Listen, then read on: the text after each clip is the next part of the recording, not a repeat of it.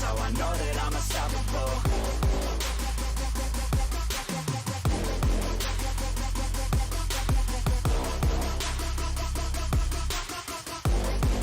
Yeah, let's go. I don't care what they all say. That's right. I'ma do this thing my way. Let's go. Been grinding hard on it all day. Okay. We work hard, then we all play. Yeah. I'm addicted to the grind, man. That's right. So I refuse to waste time, man. Yeah.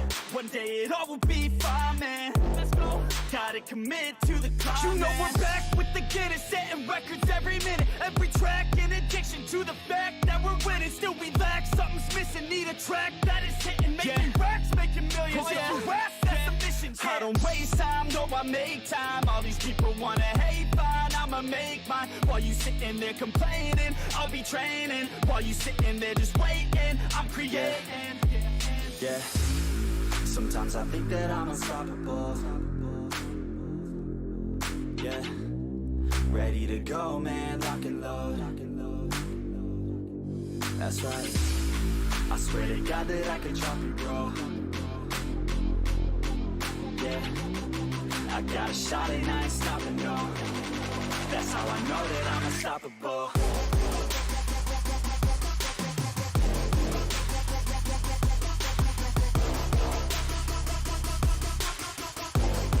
That's how I know that I'm unstoppable.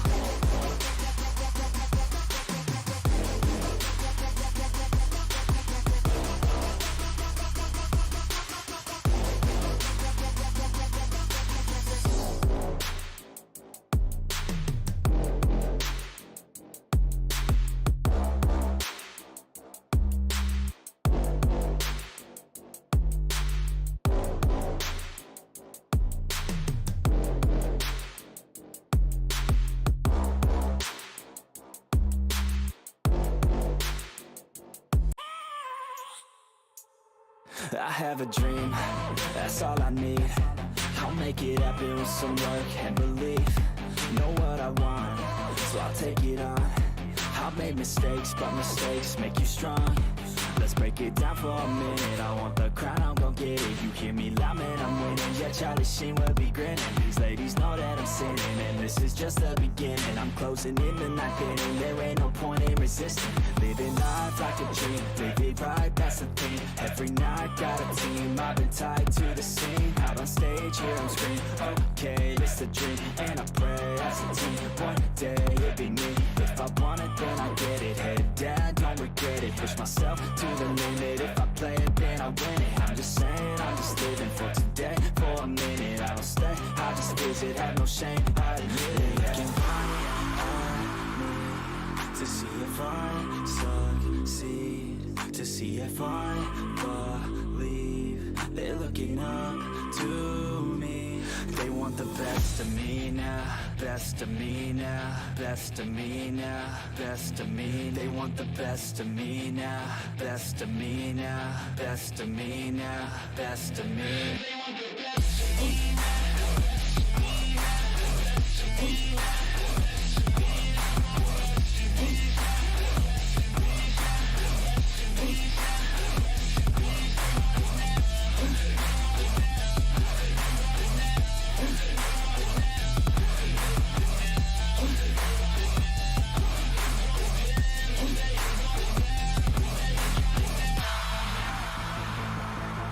Swear to God, man, I'ma make it soon. Silence all the haters as they see us making moves. I do what I want, so I got nothing to prove. Staying motivated, teaching others what to do. I'm staying focused, my mind is open. They start to notice that I'm in motion. There is no potion, you're not just chosen. It takes devotion to stay composed, man. Never stop, there ain't no time to fall. Try to live, get it all. You got one life to ball. Thinking big, never small, cause you gotta want it all. When you finally get that call, you get ready, take it all. Need a handout, I already stand out. Starting to advance now, ready to expand now. You don't have a chance now, cause we're in demand now. Make it by the grand now, feeling in command now. They're looking right at me to see if I succeed, to see See if I believe they're looking up to me. They want the best of me now, best of me now, best of me now, best of me. They want the best of me now, best of me now, best of me now, best of me. They want the best of me now.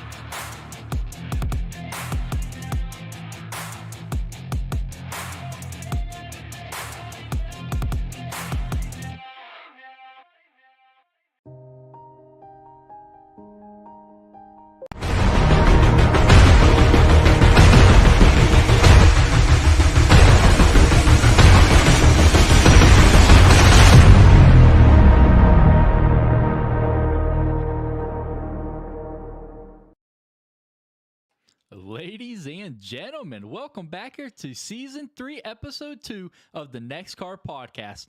Like always, we are joined with Peyton Tullock and Matt Tucker. What's going on, fellas? What's up, Ronnie? Not much. And then Andrew Bolander joining us for 2 weeks in a row. What's going on, brother? Not much about you. I'm doing good. You guys, let's start us off with some NEXXTCAR talk here. All three of you guys started the Season 3, the longest season we've ever had in NEXXTCAR, and all three of you guys have wins. Talk us through that. Peyton, we'll start it off with you. You just got your first win in Xfinity last week at Daytona. I told you, I'm taking half the credit for that win. If it wasn't for me taking out the field and everyone else behind me, well, you'd have had a little more competition coming to that checkered flag. Yeah, you're not wrong, and I could thank Steve as well. Him and Ryan Norman getting together, but you just got to put the car in a position to win at Daytona, and if you can do that, you can get lucky, and that's what I got. I was in the right spot at the right time, and that was, I think, like the only guy who made it through that entire rig. So finally, nice to have one of the big series wins in NEXXTCAR, but that's nice to get a check mark off, but still really, really need to get a win in Cup and Truck. I've did too many races in both not to have a win so far, so it's a nice start, nice momentum, finally get that monkey off my back, but we ain't done yet. Absolutely, yeah. I mean, you helped me last season at Atlanta in my final race, and then I helped you at Daytona, taking out the field. That's pretty big help. Matt, you got this week started off in the Cup Series last night at Homestead. You got your way back to victory lane for the first time this season. Yeah, the Cup race was very intense to start off with. I think we had 4 cautions in the first 20 laps, so we're just trying to find a groove, and then everybody just settled in. And me and Andrew basically was 1-2, probably 90% of the race. So it was BCR kind of dominance, kind of like what we did at Daytona. So he got me last week, and I got him this week, and we're still 1-2 in the points. So it's a good way to start the year for us, and try to carry on to next week into Auto Club, where we both do have wins there in NEXXTCAR. So I think we both have. Actually, he won the truck race the first year, and I won the truck race second year. So hopefully we can continue that going on to next week too. Absolutely, yeah. You mentioned it. You, you went in last night. Then you and Andrew finished first and second in Daytona. So you guys starting the season off hot here. Obviously Andrew going to victory lane at Daytona. Yeah, I mean that was the thing that we did really good at Daytona, working together. The whole team did. So it was a good start to the year, and hopefully it carries on to the next 16 weeks we got. So it's gonna be a long. It's early, but it's a long season. So, but it's good to have success in the first start. Absolutely, Andrew. I mean, it don't get much better than this for starting the season. You won at Daytona to open it off, and then week 2 you finished second. So pretty good results there for you as well. So you and Tuck are both tied in that category. Yeah, the Cup race was more fun than truck race. Truck race was not good for me, so I'm just gonna forget about that one. But yeah, always my main focus this year is the next gen. So I I tend to drive a lot better in the Cup cars, anyways, than the trucks, and even on heat, I was the same way. So I'm like, I'm just gonna focus on next gen and hopefully looking at the schedule. There's not many good tracks for me, so hopefully I can just savage what I can.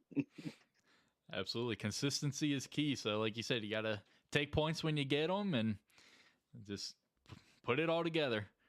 But That's cool. but let's go ahead and let's jump straight into this podcast. Last Tuesday, well, I was out on a motorcycle. My phone wouldn't stop going off. I pulled over at the gas station, pulled it out. Alex Bowman out for the next 4 to 6 weeks after an injury at another dirt track race. Man, Hendrick, the hits just keep on coming. They just got Chase Elliott back just in time for Alex Bowman to miss the next couple of weeks. Matt, start us off on how this is. I know Hendrick came out and he said he is not going to put any stipulation on these drivers to not go out and enjoy life. But man, you got to thank two key drivers basically back to back like this. It's one thing that's kind of different though from between the two instances was Elliott's was like when he was snowboarding, so it wasn't really like he was racing anything. It was kind of just like a fluky thing. And the Bowman, he's ran sprint cars, I think, ever since he got to Hendrick. So this is the first time he got hurt. So I think kind of fluky thing where you had two injuries in non-NASCAR competition, like kind of like within a short time frame. So I think if it was spread out a little bit longer, we wouldn't really be talking about like them limiting them on their uh, craft or their races outside of NASCAR. But I think the thing that with this is for Bowman is the main thing is he's gonna miss what 3 to 4 weeks, so he's probably gonna drop outside the top 20 in points, probably be 24th. Probably that top 25 at least. So he's probably gonna have to get a win, and he hasn't won in over a year since he got the overtime win at Las Vegas. So will he get a win and make the playoffs? That's gonna be seen later. So one thing he does have is the backing from Hendrick because he had that extension. So he's gonna be there for a few more years until Ally gets back. So I don't think he's not going anywhere. So I think that's just gonna be the key thing is Bowman trying to find consistency. I mean, Chase Elliott did his first race back. He hit Martinsvillians of the top 10. So that's just gonna be key. But also Josh Berry filling in again, get another big opportunity with Bowman out. So there's a lot of storylines just around like kind of one thing. So it's gonna be all coming together in the next few weeks. With you mentioned it, he's gonna have to go out there and get a win and everything. I haven't read. I'm assuming they're gonna file for a waiver. I'm assuming. Yeah, probably. Yeah, I mean everybody gets a waiver now. Mm-hmm. I mean Chase Elliott got one. Josh Williams even got one when he suspended. So I mean everybody. Literally, the waiver thing is just so that way like you don't like if like Stenhouse like he won the Daytona 500. They don't want him to like sit out every week until the playoffs. So they're gonna give waivers for injuries. So he'll end up getting one. So I'm not really too worried about that. Absolutely. Andrew, what you got on this? Well, it sucks that Bowman got hurt. I mean, I don't think they should be restricted to what they do outside of NASCAR, because Stewart said that he was never like that. He would always let them have their lives outside of NASCAR. If that's dirt racing or whatever, that they can still do it. But the bright side for that is Barry's going to have more races in there before he goes. I think he'll go full time next year. Yep. We can talk about that in a little bit. And so yeah, I mean, he'll definitely have to win. But my preseason thing, I didn't have him making playoffs anyways. That was my big guy that I thought was going to miss. So I mean, yeah. So you mentioned it. Stewart said that he was never like that. He allowed his guys to have a life outside of the track. Well, Rusty Wallace up in the booth on Monday said Penske would not allow him to go out and do these other races. Miller Lite was even on board with that, saying, no, you are not going to go do that. So where do you think What do you think the big difference is when it comes to the team owners like that and allowing drivers to go live a life and those that don't? Like, what do you think the big deciding factor for that is? Probably safety, I guess. Yeah. Well, that and Yeah. also like sponsorship. Like, if you don't want a guy to get hurt, like, and if you're putting all the millions of dollars into him, you don't want you're going after that one guy. You're not going after his replacement. So that's another reason why Penske and Gibbs are so strict, because they want their main guys in there. Peyton, what you got? Yeah, the whole incident, we've talked about it before when the whole Chase thing happened, saying that these guys, you gotta let them live their lives. And, some people argue about how they don't like these guys getting into such different vehicles and everything. It's not going to really help them. But in my honest opinion, I think any seat time in any vehicle, as long as it has four wheels and a gas and a brake and a steering wheel, I think it helps these guys out. I mean, you saw what Kyle Larson was able to do. He fully was out of Cup for a whole year, comes back, and he's on top of his game. I don't think he's on the top of his game if he doesn't have that, racing while he was at NASCAR. I mean, same for Kyle Busch. Kyle Busch was at his prime when he was able to run Xfinity and truck as much as he wanted. And ever since that, he's not been able to do that. I'm not saying he's bad, but he's definitely not the same exact Kyle Busch we used to have that would dominate.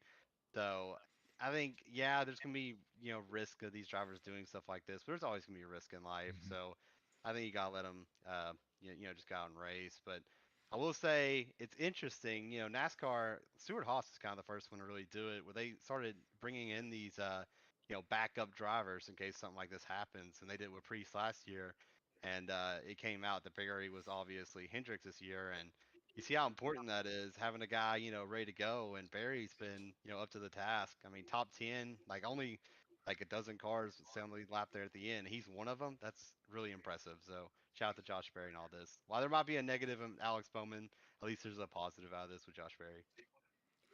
Absolutely. And Andrew, you mentioned it. Next season, Josh Berry, definitely the stars are aligning for him to go full-time racing in Cup Series next year. And, Peyton, you just mentioned it. Top 10s, man, absolutely huge and absolutely impressive. I mean, his first start at Richmond, he got spun by Ryan, or maybe it wasn't his first start. I don't remember which, but he got spun by Ryan, able to rebound up there into the top 10. I mean, he definitely has that skill set that it is required up in the Cup Series to get over the humps along the road. So yeah, I mean, who do you think though? Where is he gonna go in Cup if he does get that full-time ride? Let's let Kat say this. Let's let Andrew talk about it. I was reading earlier today, and it said the leading candidate for him is the 4 car. That's interesting. It's right back into Harvick. That is very interesting. So does that mean you'd be a Josh Berry fan then, Andrew? I doubt it. Okay. I don't know. I mean, I won't dislike him, but I mean he'll be all right. Yeah. Be a lot better than other options. I mean, where else is he gonna go? I mean, that's a top ride. Like Stewart Haas, we would have 2 options, the 4 and the 10, if Almirola ended up leaving, and then I can't really. The Legacy just announced today that they did all that we'll talk about later, but Jones and Gregson aren't going anywhere. So there's really nowhere else that I can think of that he would go other than the Stewart Haas, one of those cars. Yeah, it's hard to. Unless they kick out Harrison, the Wood Brothers car. That's true. That's true. But I think that's kind of like a not up to par Penske car. They're kind of the leftovers. Yeah. What if we're missing one key subject in this entire thing? Junior Motorsports announces full-time Cup ride next season. I know he wants to. I know he wants to. Him and Kelly both do. But the charter system is he's talked about the money situation. What if that is the next big announcement coming out of there? And then Josh Berry is their flagship driver. I also saw rumors about that too. They said Berry's announcement should be around Memorial Day weekend. Okay. And Junior has an announcement May 27th. Right before it. Oh, that could be. Wow. All right, so that ties in. It's all the stars are lining up. Hot damn. It makes sense for that too, because on Junior's little picture it said Hellman's 88, but Junior's racing Xfinity this year as in a Bass Pro Shop, so it's not gonna be that unless he's doing another race. The main thing I saw That'd from be that so photo, weird. if you go back and look at it, the car, it's covered up in a tarp or whatever. That's not an Xfinity car. Like maybe they just overlooked it and just put a next gen. Wait, what was this post? Yeah, what are you When was talking about? this? Yeah, if When you was this post? I forget what Twitter account posted. It's one of the something linked to Junior or whatever, and they put a big post about how it's Hellman's, the 88 and everything. The car that is like in that promotion picture, that is not an Xfinity car. So it kind of got slipped under the under the carpet. Not a lot of people I guess caught it or really talked about it because it's so far in the future when it came out. But yeah, it's very interesting. I'm with you, Ronnie. I just think Junior obviously loves Josh Berry, and I just find it hard to see him leaving Chevy at this moment. And there's really no Chevy rides out there right now that make any sense. Like we've talked about, I think the only main ride out there we can kind of start looking at right now is that 4. And in my opinion, I still think SHR is probably going to downsize. I think it just makes the most sense to go down to 3, and that would be a charter open. So if I had to make a guess, if I was predicting, I would go with a bold prediction, say the Junior Motorsports and Josh Berry go full time in Cup next year. I got a theory with this Junior Motorsports thing. Let's say there's a certain driver we've talked about here who's kind of had some trouble with the law recently, and his father owns a Cup team. What would happen if he would sell his whole organization? So there's 2 charters right there to Junior Motorsports. There's a guy that just won this week that's on a 1-year contract. Could you see the 8 or the 88 and whatever number for Junior Motorsports going to a 2-car team with Truex and Josh Berry? I mean, I definitely could see a reunion there with Truex and Junior, 100%. I mean, that's because I think if it wasn't for Junior, Truex wouldn't be in that, in the Cup Series.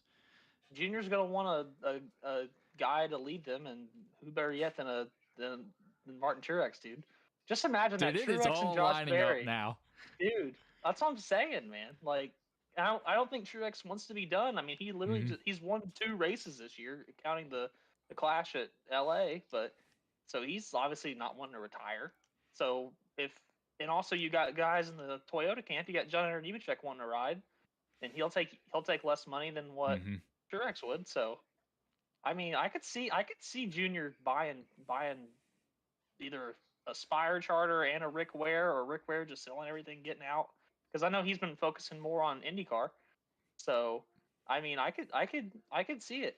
I could see Junior making that move and pulling the trigger and getting 2 charters, because I know they've been talking about it for a couple of years now. So the time's now to get into it. So if he does, what does he do with his Xfinity program? Does he keep it to 4 cars, or do you see that downsizing?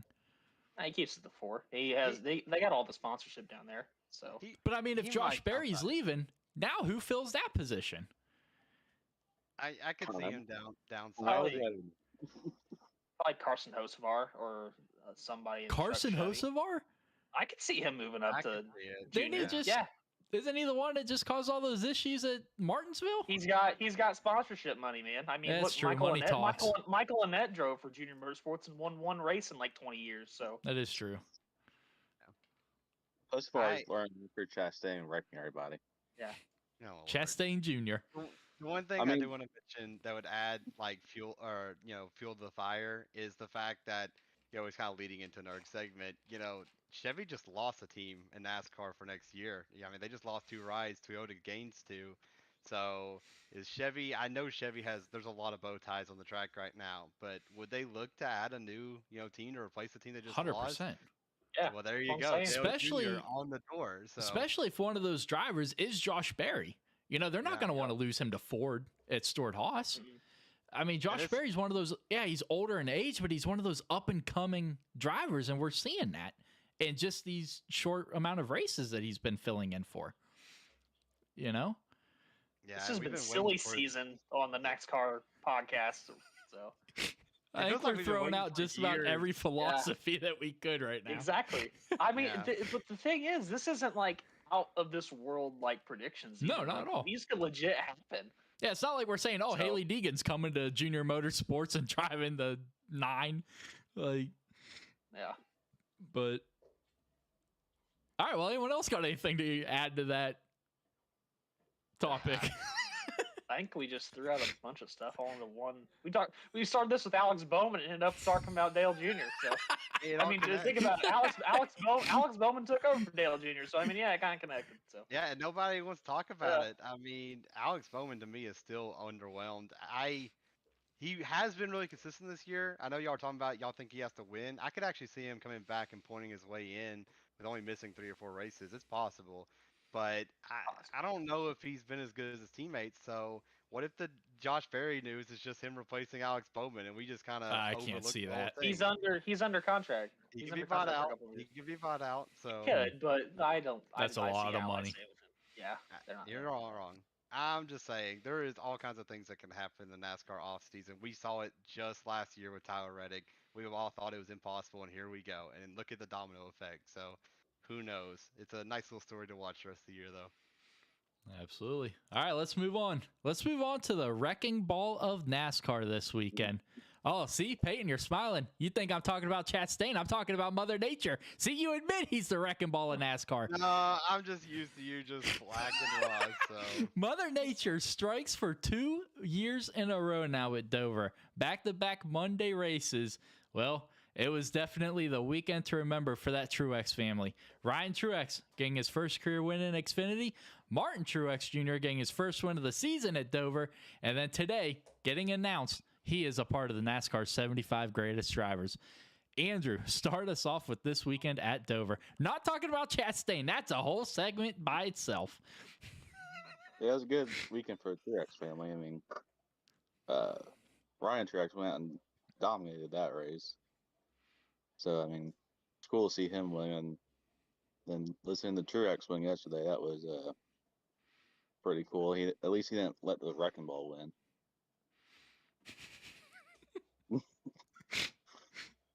Peyton, what you got?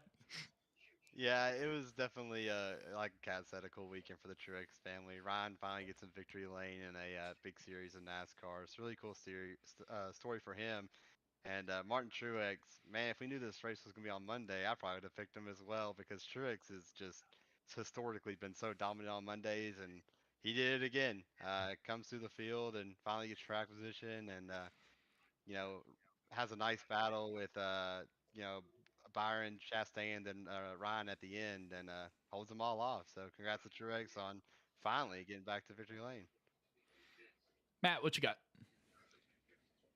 Yeah, I mean, we've hit it. I mean, Ryan Truex has been really under the shadow of his brother like his whole career. So, kind of cool to see him get like his own like spot in the spotlight, like just dominating Dover. And he said it best. He's here. He proved himself this weekend. So, I could definitely see him getting the Xfinity ride full time. I mean, Parker Clearman did in the 75 truck and the win races out there, so that got him a full time ride Xfinity. So winning matters to car runners. So if you don't win, you're not gonna survive. And seeing him get that win was pretty special for the family because Truex got his first career win at Dover, and or Martin Truex did, and now Ryan Truex did too. So Dover's a special place for them, with them being all close to home and at Dover. So cool for that. And then it's cool seeing Truex snap that long winless streak too. So he's still at the top of his game, like we said, and he's back in the playoffs. So if he's got one more run at him at Joe Gibbs Racing, it could be this year. So he's been very consistent, and he's in top 5 in points and showing all what he's got. So I think that's all I got for that. So. Absolutely. You mentioned it, Dover being a very special place. Obviously, both those guys getting their first wins in their careers there. You mentioned it. You know, he grew up 34 minutes from here. He was born and raised and grew up in Jersey. So that's pretty cool. And his dad and everyone was there for his brother to get the win, and then for his win on Monday. That's awesome. You know, obviously, when your family's there, that makes it even more special. And excuse me. And Yeah, I mean, it was just all around a great solid weekend. Peyton, you mentioned it. Track position was key. We saw that with Chastain there in those closing laps. Obviously, he's restarted on the inside line, got past Ryan, but just got in Truex's wake and couldn't do anything with it. And that is what Dover is about. I mean, you get stuck behind guys, you're not going to go anywhere very fast. And I think that is what led to a lot of different strategies that you saw. I mean, let's take Kyle Busch, for instance. He stayed out on that restart. He fell way back. I think he even went a lap down, if I'm not mistaken. Then he got beat out by his teammate Austin Dillon to get the lucky dog. So you saw multiple different strategies play out. But once again, Kyle Busch tries it, doesn't work, tries to rebound, gets another speeding penalty. So definitely Kyle Busch has had his issues this season on pit road. If I take a guess, he's probably the one that's been penalized the most on pit road. I think him and Hamlin both are up there, but yeah, it's just another one of those races. The track position was key. I mean, just look, Kyle Busch leads the first 20 laps, makes a mistake, and then his whole race spiraled out of control. And then Brad Keselowski was running, top 5, top 7 all race. He has the issue on his stop where he hits the tire, and he has to go to the back. And what happens to Brad? Well, he stays back there. He just kind of sits at 12th the whole rest of the race. So yeah, track position was huge. I'm not a huge fan where dirty air is that bad. I mean, you saw the leaders would change lane in the corner just to get the wake on the guy behind them, and it would work every time. I'm not a huge fan of racing like that myself, but it did make the dudes, drive really hard. So I can see, I was arguing a lot of people like that type of racing, but it was an interesting race for sure, and track position definitely was key, and Truex proved it at the end. Absolutely. Me personally, I'm the complete opposite of you. I love tracks like that because you mentioned it. You got to work harder when you're that second car versus just getting up there and getting behind a guy, taking the air off his rear spoiler and driving by. I absolutely love because that to me is old style NASCAR. You saw, back in the early 2000s, he's running a high line, putting a dirty air on him. So the guy behind him had to go to the inside or try to find a new way around him. So me, I'm on the opposite side of that. I absolutely love it. Matt, how do you feel about the racing that was provided? I thought it was good. I watched the first stage and a half and ended up going to doing something else, but it was good. Didn't really like all the cautions and all the wrecking in the first stage. So you had a lot of action. Which is also shows that cars were hard to handle. So one thing I was worried about was all the tire wear. That was excessive on the first practice when they said they were recording every 10 laps. So it was nice to see that was not as big as an issue. Just for Logano. Just for just Joey. For who cares? That's fine. It's just Logano. He can have whatever he wants. But yeah, I mean, seeing some of the fall off. So you had your comers and goers. Kyle Busch was led a lot of laps, then he got his own issues, and Byron dominated, and then you had Chastain get up there, and then you had Truex get up there, and Hamlin too. So you didn't have really one dominant guy that was there. You had multiple guys that were up front the whole day, and it actually was a pretty good Dover race. So I just wish that Dover would not have all the rain and stuff and issues and be there on a Sunday. So I think Tell me about it. Would have had a lot more people show up. I mean, you included, since you only live so close to the track. So it's about a 4-minute drive. Yeah. So I mean, you're literally, it's right in your backyard. So maybe hopefully next year when it goes around Dover again, it'll be sunny and 75 out. So not all that rain. So I think that'll help get drive fans out there, because with it being on a Monday, didn't really have a lot of people come out. So, and I think the racing there shows that it can still be there, because I know they've been talking about getting Dover off the schedule completely. So I think it still needs to be there, and it provides good racing. So, and they proved that on Sunday. Yeah, they'll never take Dover off the schedule. The owners at Dover are too involved in NASCAR. I mean, not only do they own Dover, they own Nashville Superspeedway. I think they own Michigan as well, if I'm not mistaken. I'm pretty sure that part of SMI. Yeah, I'm pretty sure it's part of the same corporation that owns Michigan. So if they compensated giving them Nashville Super Speedway, giving them back. Well, they can't take the second race from Dover, and it brings in too much revenue here at Dover as well because the base is here. 90% of the Air Force loves NASCAR. 90% of the military does. We're rednecks that just love NASCAR and shooting guns. So you take that away from this community, you're going to be hurting bad. So, yeah, I think that would probably be the worst decision they could do, was to take a race completely away from this community. Well, they're only down to one race now. I mean, it did have two. Oh, yeah. One in the playoffs. Yeah, absolutely. So, I mean, now it's only got that one May spring race. So yeah, we used to have the playoff race. Yeah, so I just wish, because Dover, I mean, it's just a shame that it's not like in the playoffs anymore, because it's probably one of the most underrated tracks on the circuit. So you got a lot of good racing there, and hopefully it continues on. Absolutely. All right. Well, let's talk about the other wrecking ball of NASCAR. That number 1 Chevy Camaro. Not Camaro. Chastain. Camaro, if you're watching, that was a joke, buddy. Man, Chastain. Another week, another victim, another empty apology. Matt, you haven't started us off on a subject here. Start us off with this one. I'll just say this. Chastain does probably the best job in NASCAR history of getting into people and then not hurting himself. Like, this dude literally causes so much carnage and is not a part of anything. Larson it's mentioned just amazing me. I know, that's what I'm saying. Like, Larson pointed out, I'm like, yeah, literally every incident Chastain has caused, he has not gotten like any damage or anything from it. If you go back and think about it. Mm-hmm. So, and if this was like the last stage, 50 to go, then we wouldn't really be talking about this as intense, because this was stage 1, and he kind of just lost his. I don't think he lost his head. He probably just lost lack of focus of the situational stuff, and just booted poor little Brennan Poole trying to get back in the.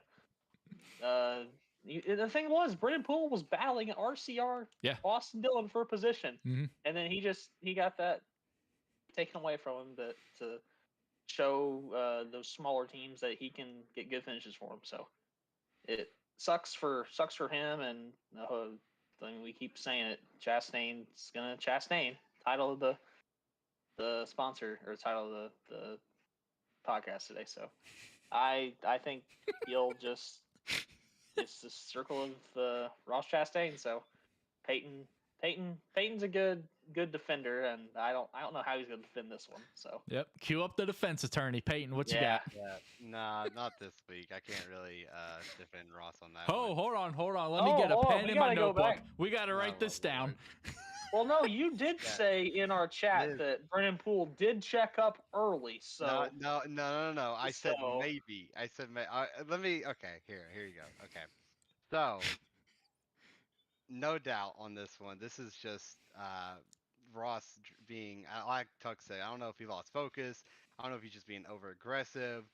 But it's a bonehead move. We're early in the race, no doubt. I mean, he takes out a lap car and unfortunately collects Larson in it. There's no really defending this one. Yes, it's a mistake. I don't think Ross just purposely dumped him or anything like that. I don't think that's the guy Ross is.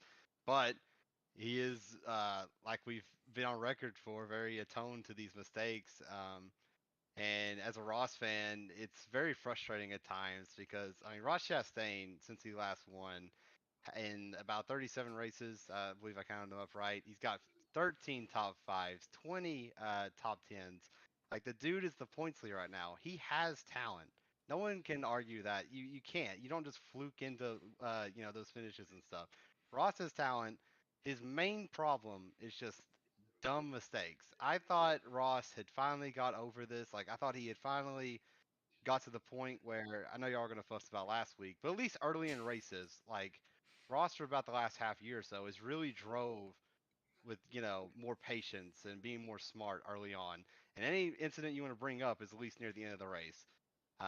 It's been a bit since he's did something this stupid, and yeah, I don't know what to really say. I know Ross talked about at the end of the race. He thought Poole was going to be quicker. He thought he was going to get by Dylan, but yeah, it's just a poor, sense of judgment, and he makes another rookie mistake. So if Ross is going to be, like I said, the talent is there, but if he's going to be a successful driver in NASCAR, he's got to clean up the simple mistakes. Let me ask you this. I don't think you replied to this comment in the Discord. David said that Ross just wanted to move him up the track, Brennan Poole. Why would he do that knowing Austin Dillon is on his outside? That I don't think I know David was trying to defend him there, but that just doesn't make any sense.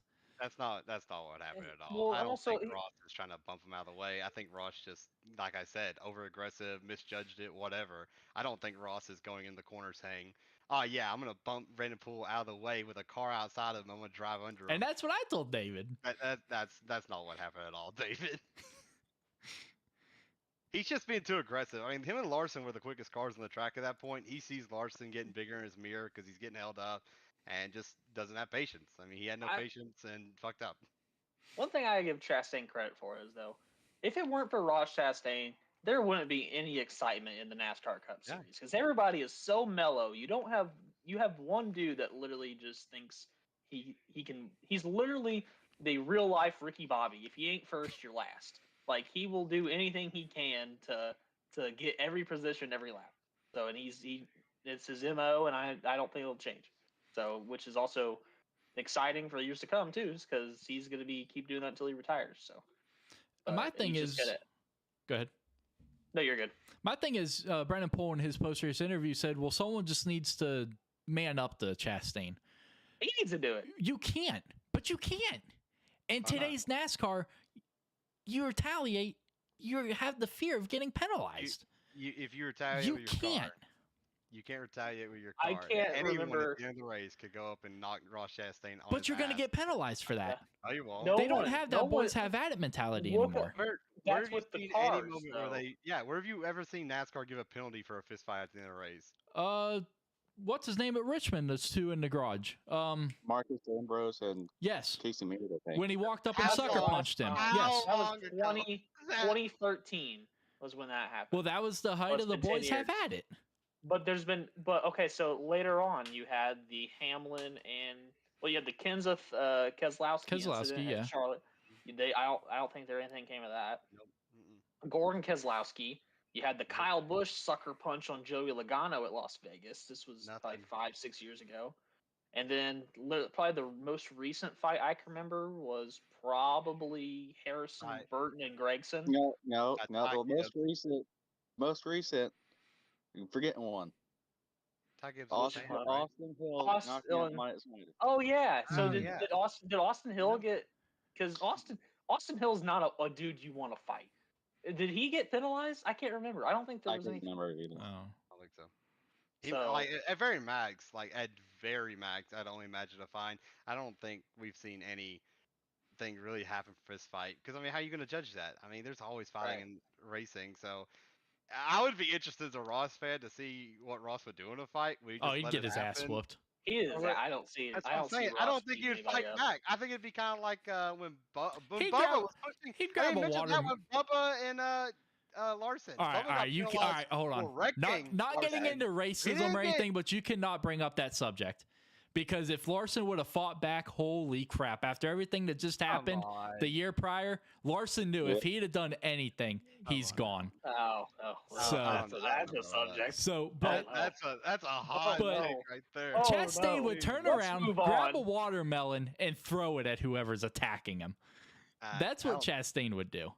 Maybe. I feel like that's like a random video game power up. Chastain's got the watermelon, just chucks it at somebody. It starts spitting the seeds at you. No, but yeah, I don't see it. nobody's fighting anybody unless it's Kyle Busch and Joey Logano, because those two are the only guys that actually hate each other. I mean, these guys don't fight. That's the thing that sucks. Because if somebody literally wanted to fight Chastain, they would by now, because he's ran over so many guys, and Hamlin the most, and Hamlin still hasn't never fought him over any situation. I think it's a lot of personality, though. Like, I mean, you might hate Ross on the track, but it's hard to hate him off. Like, the dude's a really chill dude. Debatable. I think a lot of guys just, if Ross was an asshole off and on the track, I think he would have definitely got it at this point. But I mean, every time Ross has ever been these things, you always hear. I mean, it's getting a little. Well, bit Ross old, did but say he always apologizes, and he's always taking the blame. Didn't Ross did say that he shouldn't have told Truex all of his tricks because he told him when they were fishing or something. Fishing, Yeah, they went fishing. Yeah. So at least somebody likes Ross Chastain. At least he's not like the lone wolf out there. They like him off the track. They hate him on the track. That's the consensus with drivers in NASCAR, and I don't blame them. I would hate to race against Ross Chastain too.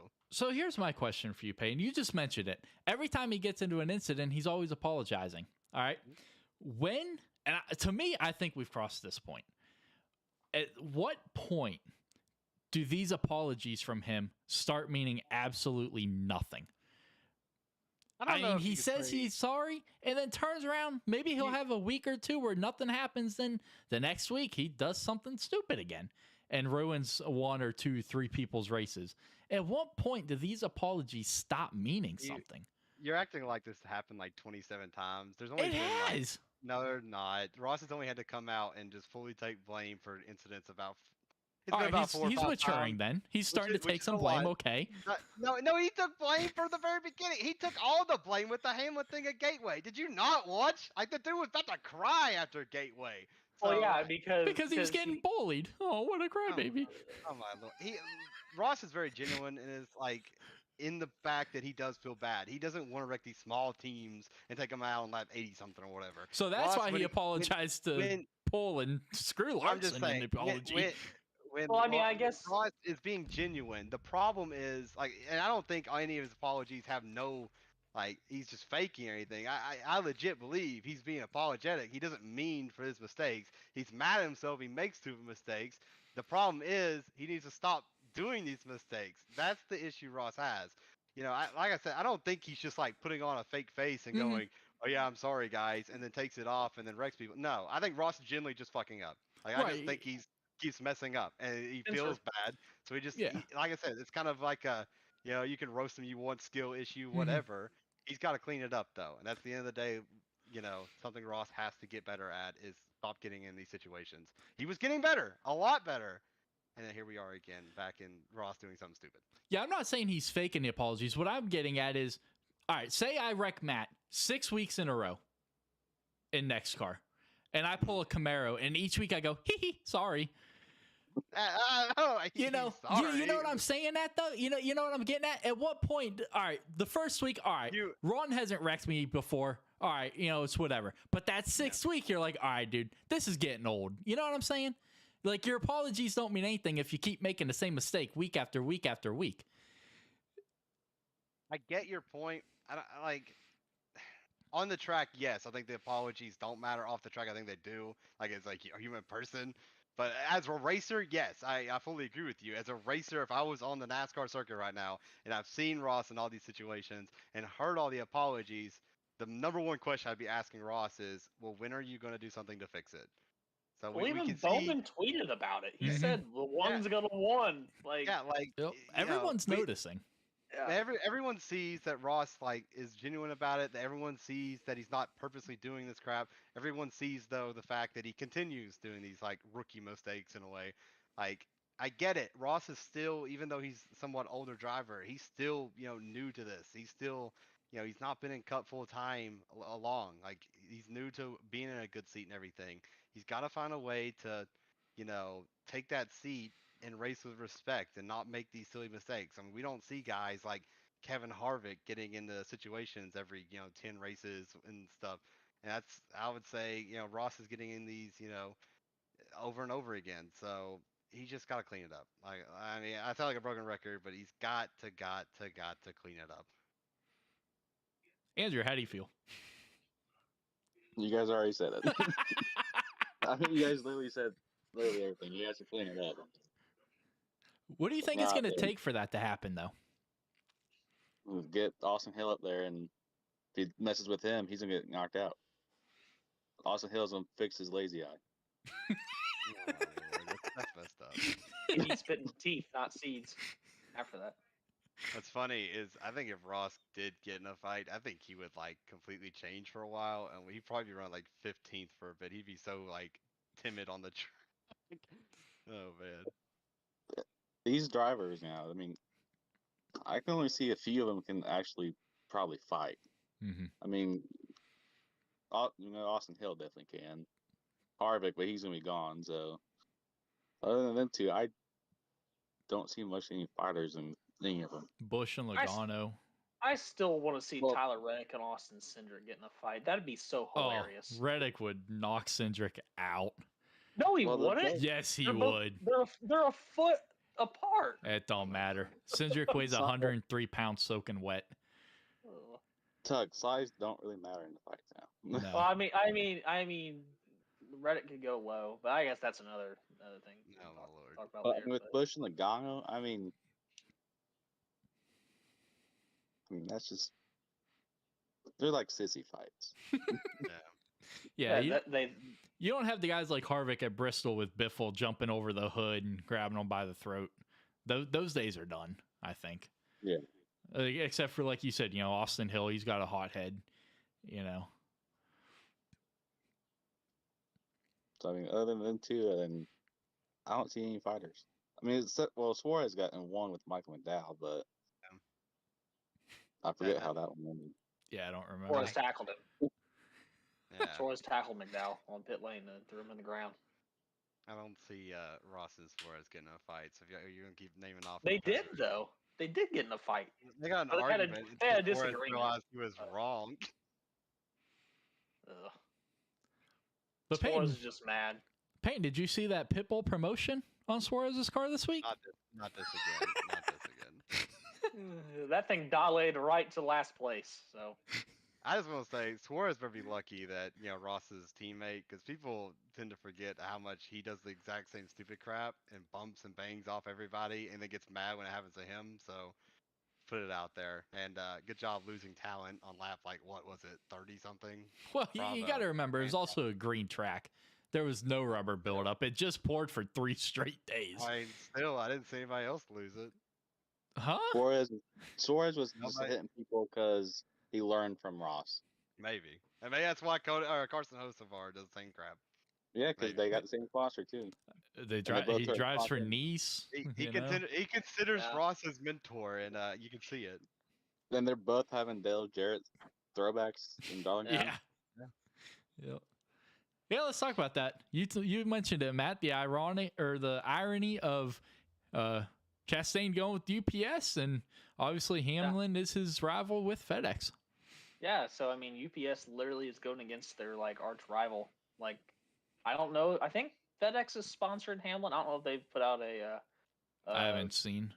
For a throwback for Hamlin, but that'd be kind of cool to see Chastain and Hamlin battling it out at the end of Darlington with UPS and FedEx going at each other.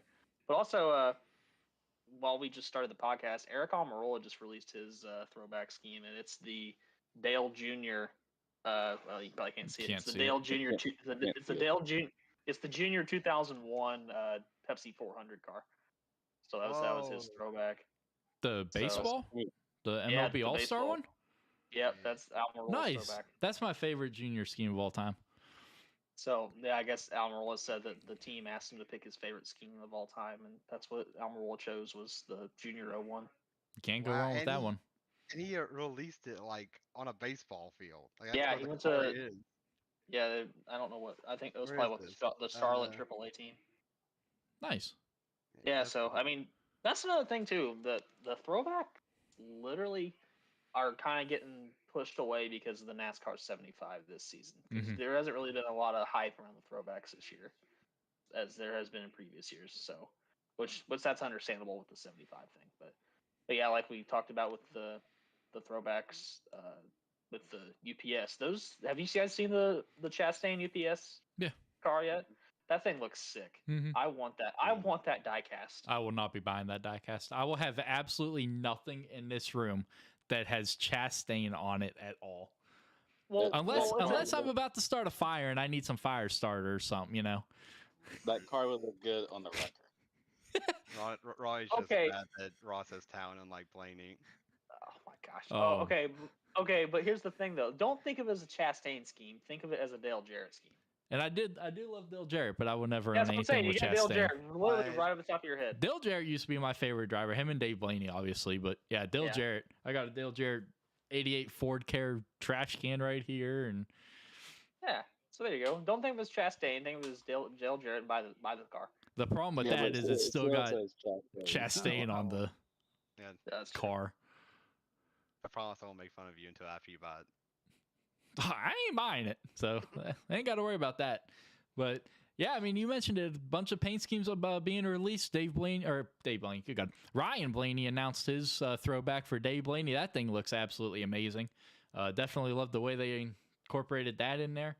Who else has done throwbacks here? Ryan Ellis got one for Kevin Harvick. I saw that. The Quicksilver one. I did see that. Yeah. That thing looks nice too. The JGR just released today that Christopher Bell is running an 03 throwback to Kenseth in the DeWalt car, his championship car. Nice. Also, breaking news out of NASCAR just released a tweet. They just announced Keselowski is going to be on the top 75. There you go. So, you got to include Brad. Yeah. I mean, him and Truex are booked today. So they just announced it. And then the other day, Terry Labonte came on to NASCAR America and presented Bobby his top 75, which was great to see. Terry, that is someone we have not seen around NASCAR in a long time. So it was great to see him finally involved in something to do with NASCAR and to get his brother announced for that 75. That was cool to see both brothers in there. Terry was my all-time favorite driver, so I'm hoping this year Larson does a damn throwback to him. Well, it's Jeff Bodine that someone's doing the throwback for. Jeremy Clements is doing a throwback to Jeff Bodine. Okay. I just saw that. But yeah, and then the other news coming out this morning. Legacy Auto Club. Well, they're making a switch to Toyota. We mentioned it earlier that Chevy was losing a team. Well, it's Petty. And a very interesting decision, in my opinion. I mean, you got Johnson that just basically took over that team. And all the success that he had in Chevy, all the promotions he did with Chevy, all the contracts with Chevy. Well, less than a year into taking over that team, he has announced that they're making the move to Toyota. Very interesting call. And Peyton, start us off here. What do you think led to that decision? Well, I think it's just the business side. Like, it's easy to say and point out, with the history Johnson has with Chevy and everything, that side of things, it doesn't make any sense for Johnson to leave Chevy. Mm-hmm. But business-wise, I mean, Legacy Motor Club is definitely, one of the bottom Chevy teams, and really out of the gate this year, they really took a step back. So on the business side, they have struggled, and going Toyota, while I'm not a Toyota fan, I mean, there's only 2 teams in NASCAR right now, Cup Series, that are Toyota. They'll become the third.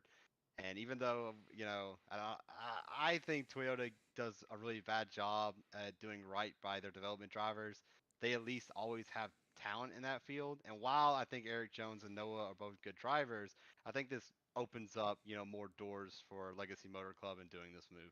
So for that reason, it makes sense. Andrew, what you got? Yeah, pretty much what 10 said. On Chevys, they're like the 5th or 6th team in Chevy stable. So jumping from that to third team in Toyota, I can see why they did it. I mean, and what 10 said, bring up the drivers and stuff. Yeah, Toyota, they get rid of all their good people eventually. So I mean, they're like the Reds of NASCAR. They have good people and they trade them away. All right, Matt, what you got to follow that up? well, he's not wrong, but I think I really thought this was going to be JTG as the Toyota team going over. I didn't expect Legacy to be doing that because of their deep Chevy ties with Johnson, and then Gallagher have had, and Petty too. But you gotta think about this though. Eric Jones and Noah Gragson were both Toyota guys before, and now they're back in the Toyota camp where they started out. So I think that adds what 4, 5, 6. There'll be 8 Toyota teams next season. So, and another thing too is the Toyota Racing development like literally gives all the information to all the teams too. So they're going to be getting the same thing that JGR is getting, and the same thing that 2311 is getting. So it's going to be hopefully a improvement in their racing, because this year they've really been dreadful. I mean, outside of a couple top 10 finishes for Eric Jones, I mean, Noah Gragson literally hasn't done anything. You can't when you're getting wrecked. Or when you have an Amish haircut too. So that was a bet he lost. He has to stay relevant one way or another, and if he's 32nd points, might as well get a haircut that looks like you're just driving a horse and buggy down the road. So I mean, went straight out of the Flintstones. Dude, I don't know. So I think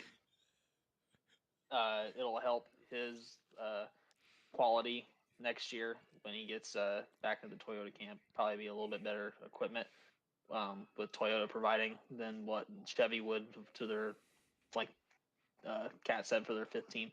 So I think Johnson basically said that he wasn't going to get the stuff at Hendrick. So adapt or die, and they're adapting. So good thing for them, and excited to see what they can do next season, especially with Eric Jones. I think he's going to be probably benefit the most because he's got all the talent in the world, just doesn't have the stuff. Does anybody know what the bet was with Gragson? He said in that video. I don't remember what it was. I have no idea. I think he won the bet because I think Austin Dillon bet him money that he wouldn't do it, and he did, so he got $100. I think that was the bet. So $100 to them is like $5 to us, though. Why would he do that? It was signed. It was signed. It's by the Gragson. legendary. He will take any bet that he can. True. Gragson is the most personality guy in the whole NASCAR. Oh, 100%. Absolutely. I feel like Gragson's one of those guys you either love or you hate. There's no in between. There's no, he's all right. You either love the guy or you hate him. Exactly. So, but yeah, you mentioned it. Gragson, his personality is just, that's insane. The thing. He's the one dude that if you have to pick to hang out for a day with and do whatever, just pick him. You guys would have so much fun. You won't walk that night. No, probably not. You won't remember what happened. You'd be about 12 rounds into some bourbon, and it's only 10 a.m. So. Yeah. Hey, man, it's better to start early than it is late. So you got to start early, Danger. Oh, Lord. But, yeah, I mean, like you said, he's got Eric Jones definitely got the talent. He just doesn't have the equipment, I guess. Yeah.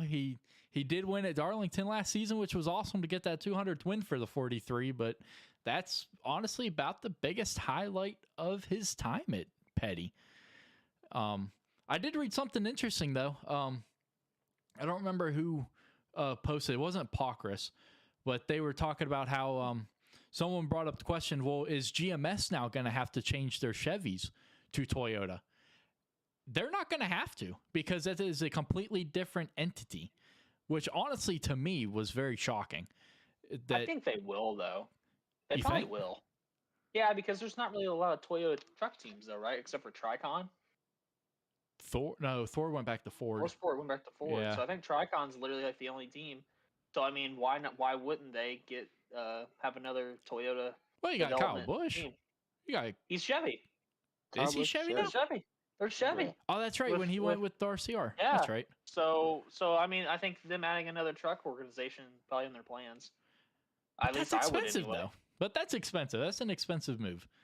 Not really. For trucks, all they have to do is What? change like the bumpers, and that's it. Like, Yeah, That is true. So- They all Yeah. run the same chassis. They all. yeah. That is true. Yeah, Thor Sport changes like every 2 years. Yeah. Yeah, why so they Thor can Sport will afford probably it. go back. Mm. Yeah. Once they dump Haley Deegan after her dreadful year, they'll go back to the way it is. Oh my lord. Oh my. Well, anyone else got anything to talk about? The draft Are we just doing- happened. Are we doing driver of the week? Oh yeah, Or- we didn't really talk about Yeah, that, but We have to. Yeah, we got one. all right. Whoever wants Are to you announce doing- it. Is it going to be from Daytona or is it going to be? I thought We we can do were a doing. Daytona one. Yeah. So who would be our driver of the week from Daytona? Probably. No man. Well- I don't. You want to give it to wouldn't it be, Peyton? like- Because first Why? win. First win. If anyone gets it, it's me for wrecking the damn field. Can't we do it by series? Because like all three was totally different. Yeah, that's what I That's thought we true. were doing. Was like each series was getting a driver. Hard. Well, I mean, if we could do that, then it's just the winner then. 'cause Yeah, there's really Daytona would just be the Oh, yeah. winners. the winner. But, Yeah. but Yeah. this week, I think there's an argument against just because Daytona is kind of hard to. Oh yeah, Yeah. you know, this dude ran go. It's Could Daytona. do a team of the week. Like we could do like which teams had the best like performance. Maybe. How about this? don't We know. discuss it this week, get it figured out, and then we'll backdate everything for I I feel next like podcast. I feel like we do this for everything and we good never idea. talk about it. No, we will. We will. Okay. I'll write it down so we remember. Okay. We still gotta talk about our 10 best moments, top 10 moments too. We gotta do more. Oh my lord. See, yeah, the Put prime it in the next example. car. Yeah, yeah. Definitely forgot forgot about about that. that, That one I did forget about. Yeah, yeah. Write it down right now, Ronnie. That way you don't forget. So Ugh. we got NEXXTCAR's top 10 moments. Yep. Start doing driver of the week. What would number one be? Me and Peyton's altercation at Watkins Glen. No, that's an That was on honorable Heat. mention. That don't count. You're We not were doing doing. We were including Heat. We were including Oh, all are of we? NEXXTCAR. Yeah, like Oh. like the whole like shebang thing. Man, Well, that'd be a while, 'cause, For the Heat side, it should be like Tater and Tuck. Hey man, I had to move him to get the win at Darlington. I forget who I was bound Eastwood. I think that's who it was. Yeah, that was Darlington. What about all the times you How ran about- into the back of him at Road America? Oh, Or yeah, Canadian whatever. Tire, whichever What one it about- was. I remember. Hey, Richmond. what about Cats like leading every lap at Bristol? What? That would- no, Oh, no, no. yeah. You know what it really is? The number one moment, the Charlotte Roval with Camaro. Oh my gosh. Running into the back of everybody, and then the one time he decides to hit the brakes, and I'm behind him, not expecting him to hit the stupid brakes because he hadn't been all damn race. I run into the back of him, he goes, "Oh!" It's like, dude, he hit the brakes for the first time today. Get over it. But Well, Or Tuck, what about the 4 wide at Phoenix?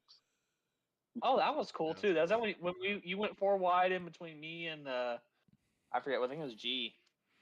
I think Nick was the other one. Let's not talk about Phoenix because I blew that championship and gave it right to 10. yeah, you did. Yeah, thanks, Toby. Jackass. Way to go. Pass me. Ugh. You want to give our picks? Oh, Call it a night. yeah, definitely forgot about those. Oh, Yeah. my lord. Hey, man. We're giving winners out here. I gave one last week. I think Peyton gave one the week before. So if you want to put some money down on these, you need to. All you gotta do is put $1 down on our 4 guys. So that's $8. Yeah. You'll win money. All right, Andrew, who is your lock and who is your sleeper for Kansas? So you make me go first. Okay. Yep. I guess. Well- Hey, Butcher looked good for you last week. Yeah, he looks good, pretty good. All right, so this is going to be a tour of the camp. The car won it both times last year with 2 different drivers, and the driver is one of the best at the high side anywhere. I'm going Tyler Reddick. Mm-hmm. Oh, again. I think we And all then- are going that route. Yeah. And then my sleeper, the full team, it's not a sleeper, but this driver is a sleeper. I'm going with Ty Gibbs. Yeah, I think he was gonna say Okay, that. Okay. that's pretty respectable. Did he win Xfinity race at Kansas last year? I think he did. Didn't he? I don't I know. can't remember. Yeah. But he did. He I felt- did. You know, before his team like totally screwed him at the end. Like he was gonna finish top 5 at Dover, so he has a lot of momentum. So I like that underdog pick. All right, well, you guys have all won. I have yet to pick a winner, so I'm gonna Yeah, go you. next. Yeah, you. Well, it's So- because you pick Blaney and LaJoy every week. I do That's not. true. I picked them one damn time. Jesus. All right, so I'm gonna go with the guy that is gonna be looking to rebound this week. The last 2 weeks in a row at Talladega and Dover, he fell victim to the Ross Chastain wrecking crew. Kyle Larson, you mentioned it. The High Line. Well, Kansas is one of those places you got to run the High Line, and there's no one better than Larson at it. So Larson is gonna be my my lock in. And then my sleeper pick is going to be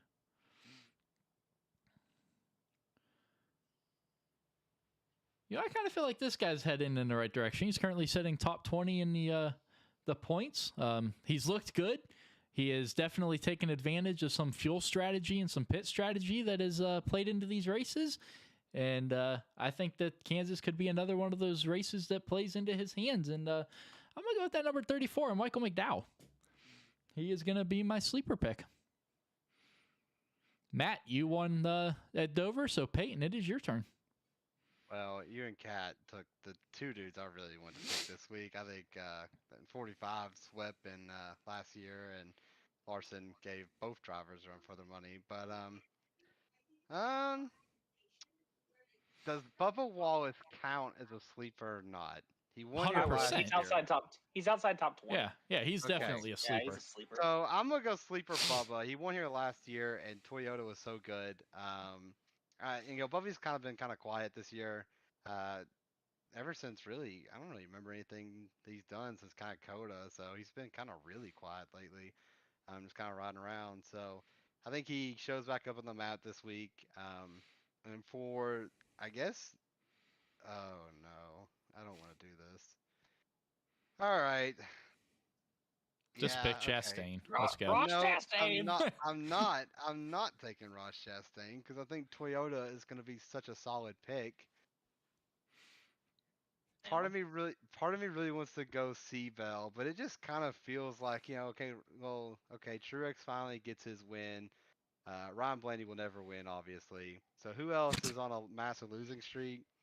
Denny Hamlin. Denny Hamlin hasn't won in a while. And both the last times he's won have been kind of fluky. So I'm expecting good things from Hamlin this week. Hopefully I'm wrong. Hopefully he hits the wall lap 1. But I'm going to go Hamlin as the lock, Bubba as the sleeper. He probably will hit the wall if Chastain's you know. Hey, that's 2 birds, 1 stone. Take them both out. That's right. Yep. Nah, I'm talking about Ross getting Hamlin. That's a win. Well, we all Double know win. when Ross somehow wrecks everybody, he doesn't get a scratch on his car. So Hey, that's talent. That's wreck avoidance. You make a wreck, then you avoid the wreck. That's pretty skilled. all right, Matt, who you got? So last mile and a half this year was Las Vegas, and this guy dominated it. So I'll just take William Byron as my lock because he literally just controlled Vegas. Kansas kind of the same style of racetrack. So I'll have Byron as my lock. And then my sleeper, this guy hasn't really had a good start, I should say, of 2023. I mean, he's kind of right on the fringe of making the playoffs. Had a really bad race last week, crashing out. So he's ran okay, mile and a half. He ran okay at Vegas, and he ran top 10 last year at Kansas last year. So I'll go Suarez as my sleeper pick as well. I think he's ran okay at mile and a half, and I could see him getting top 10 this week too. So I'll go Byron and Suarez. Well, Like it. another week and some really solid picks. Yeah. Don't worry, I'm not changing my pick this week. I definitely backfired last week. Nobody went with Josh Berry either. I thought somebody would have took Josh Berry because didn't he win at Kansas Xfinity last year? Or Yeah, Vegas? Yeah, but these I thought next gen I thought cars that's are where you were different going. monster. I know. Nah, I mean that we all just said this now. Josh Berry's gonna end up winning. So, Yeah, but, probably. but Hendrick did dominate Vegas, so they had that 1-2-3 finish. Toyota Well, was didn't so that good get last taken year. away? Or no, it was not that one. Phoenix. It was Phoenix, Phoenix with yeah. the Lovers. Yeah. Yeah, Then it was Martinsville. yeah. So yeah, picks are in, and then we got Xfinity race tomorrow night at Homestead. So Oh, yay. Peyton, you gonna go back to back? We'll see. We'll see. Well, I mean, hey, I finished 5th in trucks and then finished 3rd in cups. That's improved 2 positions. So maybe I'll improve 2 more positions in Xfinity and win. So. Hey, don't worry. If I'm running second, I'm sure I'll lose it out of the corner and wreck everyone behind you. So, Okay. Hey, as long as I'm you're just up in saying, first, you'll get it. If you guys are first and second on the last restart, I mean, and I'll Buck be is careful. Steve's in 5th. Don't be playing games. We got All you, I gotta Steve. say, it doesn't end up well. Oh God. Well, anyone else got any closing or comments? I know the NFL draft just happened and everything. Bryce Young first overall, CJ Stroud second. Definitely it was an Cleveland interesting. didn't do crap. Well, he got picked what, 32nd? First Yeah, we round got of the that wide second receiver pick. from Tennessee. I think he'll be okay. That Tillman kid. Yeah. Peyton would Tillman's know good. about him. Yeah. I like Tillman So a lot. If be you a want to go back and watch Tillman tape from 2 years ago, you would see he's a first round wide receiver. The injuries just cost him a lot last year. If he's back to his 100% self and he's not getting injured, y'all got to steal. Also, could we talk Cleveland about had a great how draft. I think they did too. I mean, they got the backup for UCLA, the DTR guy. So I You think got he'll be. the tackle from Ohio State. I think you got 2 of them. I think you got the center too, and I really liked him. So for not having a first round pick because you traded for the massage guy, I mean, y'all did pretty solid. Andrew Berry, man, Andrew Berry is one of the most underrated executives in all of NFL. So he knows how to build a solid roster. So Hey, I will say this: the funniest thing that happened at the draft was seeing Will Levis literally go the whole first round and then literally not even show up for the second round. So Yep. he went to the NFL draft and didn't get drafted until when all the projections had him going at least top 5. And you know who else didn't show up for the second round of the draft either? His girlfriend. She was nowhere to be found in that home video. Yeah, she moved on to Anthony Richardson, so she had to find another dude that was top 5 pick. So I don't know what's worse, trading for the massage guy or drafting Ryan Tannehill 2.0. We will see, I guess. Oh yeah, he did go to Tennessee. I Yeah. don't know how to. And Andrew's just sitting down there as a Kentucky fan. It's great value, but man, Levis is just such an interesting fella. That's all I got. I don't even know if Cap follows Kentucky football or Yeah, not. I watch a lot more college football than NFL. Mm-hmm. Okay. He did have a bad roster around him last year, so that gives me hope. Kentucky has a bad roster every year. That's fair. They were a little bit better last year, though. They had, 2 or 3 offensive players drafted. I know the one dude went to the Giants. I forget his name. But Tony? No, not Tony. That's an R. Man, I can't remember. But he was the number 1 wide receiver 2 years ago. So Kentucky kind of trash though. Gosh dang it. They do. They care about football. Well, fellas. Hey, good podcast, Ronnie. It was an yeah, absolutely. This one was a blast. This one was a lot of fun. Hey, y'all got that's what Chastain said to Brennan Poole. It was a blast. Yeah, Blast him right up on the wall. It was a blast, man. But I'm sorry. I'm sorry. Gosh darn it. Yeah, let's play a game. Who's Chastain wrecked this week at Kansas? Oh yeah, we gotta make picks. Yes. You gotta wait. It can't be. You gotta make those picks. You gotta guess like who's next. Also, did you guys see where the Fox made a? Do you see where Fox made a graphic said "Thanks Ross" with him on it, with his picture on it after he wrecked? That's awesome. I love that. They also gave him his own like intro when they came back to the race after a commercial break. That part was awesome because it showed him wrecking everybody, and then it shows, well, here's what he did today, and then there he is spinning Brennan Bull. I'll say Ross runs 5th to 15th and ends up getting with probably a Penske guy. So I'll say that. Well, if he's back in 15th, it'll probably be Cindric. Austin Cindric. Yeah. Glad we're on the same boat with that one. Yeah, there we go. I think you're being kind on Citric there, man. Ross, I got faith Ross will stay. Yeah, clean. who does Chastain wreck this week? The whole field. If he wrecks the whole field, that's the most impressive Brandon wreck Poole again. Yeah, I think he's Brandon gonna- Poole would driver going retire. around. Brandon Poole would He's gonna retire if he win. wrecked him again this week. He's gonna wreck Elliott. I Oh, could that's a see it. dub. I could see it. I'll be okay with that. Yeah, actually, I don't think I would hate on Ross Yeah, for that that's one. fine. Yeah. Yeah. Jesus Christ. What if he takes out Chase Elliott and Ryan Blaney gets in it? Well, then That's I'm gonna okay, find where too. Ross Chastain lives, and then I'm gonna go to his house like he said he's gonna go to Brandon Pole's, but it ain't gonna be for an apology. Okay, Boris said. Yeah, Showed right. up to a freaking Greg Biffle's house. Good. Oh man. But all right, fellas. Well, that was a good episode 2 here, season 3. We're off to a good start this season, and obviously you guys are off to a good start in NEXXTCAR. So hopefully, at some point, I'll join you in victory lane. It ain't gonna be this week at Olmsted. I can guarantee you that one. Yeah, But, now Ronnie wins. Yeah. Oh, trust me, there ain't no winning there. The next Lock of race the I got week. circled is the next super speedway. Oh Lord. That's the God, race I okay. got circled to win. But guys, that's gonna do it here for season 3, episode 2 here of the NEXXTCAR podcast. Well, tune in next week as we discuss the next incident with Ross Chastain, because I can guarantee you it's gonna be there. So we will catch you guys next week to discuss more of the Ross Chastain carnage. Have a good rest of your week, everybody. Oh, dude, you crashed my camera. Hey, I haven't even ended the broadcast yet. That's still at the end of it. Oh my God! I'm trying to get like a just kind of close it off. Like bam, hit it with a bang, literally. All right, catch y'all later. Catch y'all next week.